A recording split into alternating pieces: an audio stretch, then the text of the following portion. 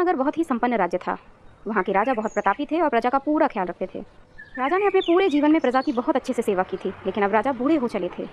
उनके मन में ये बहुत दुविधा थी कि उनके मरने के बाद राज्य का अगला उत्तराधिकारी कौन बनेगा। राजा साहब के 3 बेटे थे। तीनों ने एक ही गुरु से और एक ही विद्यालय से शिक्षा ले रखी थी, लेकिन राजा यह निर्णय नहीं कर पा रहे थे कि अगला उत्तराधिकारी वो किसे चुने। उनके तीनों बेटों में से किसमें इतना सामर्थ्य है कि वो राज्य का कार्यभार आसानी से और अच्छे ढंग से चला सकता है।